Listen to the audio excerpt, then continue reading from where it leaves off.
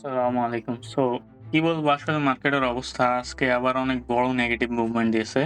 So আপনারা দেখতে পাচ্ছেন ৪৬.৯৮ নেগেটিভ মুভমেন্ট দিয়েছে যেটা প্রায় ১ পয়েন্টের কাছাকাছি 0.95% মুভমেন্ট এবং মার্কেট ৪৮৭৪.৫৮ তে থেমছে। আর আপনারা যদি ডেইলি হাইটা দেখেন ৪৯২১.৫৬ আর ডেইলি ওপেনটা হচ্ছে ৪৯২১.৫৬ আর যদি হাইটা আমরা দেখি ৪৯৪৪.২৪ আর লোটা ৪৮৬১.৯৪। এখানে একটা জিনিস লক্ষণীয় যে ডেইলি হাইটা কিন্তু আমাদের ওপেন থেকে বেশি এবং ডেইলি লোটা কিন্তু আমাদের ক্লোজ থেকে অনেক কম। তার মানে কি মার্কেট অনেকটাই ফ্লাকচুয়েশন এ ছিল। সো আমরা যদি এখানে আপনার ইয়েগুলো দেখি, কোম্পানিগুলো দেখি, এখানে আজকে ৫৪ টা আপে, ৩০৯ টা ডাউনে এবং ৩৫ টা আনচেঞ্জ অবস্থায় আছে।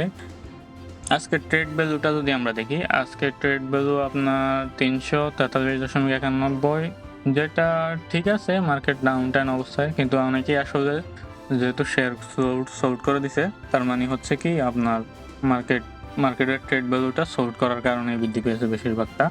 তো এটাকে আসলে পজিটিভ সাইন ধরা যাচ্ছে না। এবার আমরা ট্রেড টপ সেক্টরগুলো দেখি। এখানে ব্যাংকে আসলে ২৮.৭১, এরপরে মিউচুয়াল ফান্ড, এরপরে ফুড। আর আমরা যদি দেখি কোন সেক্টরটা গেইন বেশি করছে, সেক্টর গেইন যদি দেখি ইন্সুরেন্স সেক্টরটা গেইন বেশি করেছে, এরপরে ব্যাংক আর এরপরে টেক্সটাইল, এরপরে ইঞ্জিনিয়ারিং।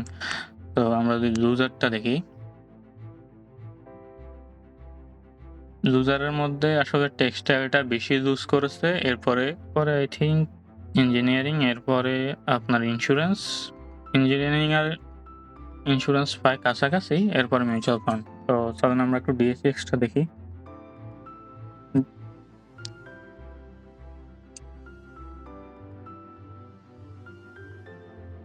DAX এ আপনারা দেখতে পাচ্ছেন যে মার্কেটের আসলে অবস্থাটা ভালো দেখা যাচ্ছে না। বাট একটা জিনিস ভালো যে আমাদের ইয়ের মধ্যে শ্যাডো আছে। যেটা আসলে একটু পজিটিভ সাইন, মানে এত নিরাশার মধ্যেও পজিটিভ সাইন। আর আমরা যদি হিস্টোগ্রামটা দেখি, হিস্টোগ্রামটা কিন্তু আরেকটু ক্লোজে চলে আসছে আগে থেকে। আর যেটাও একটু পজিটিভ সাইন যে মার্কেট চেঞ্জ হওয়ার পসিবিলিটি আছে।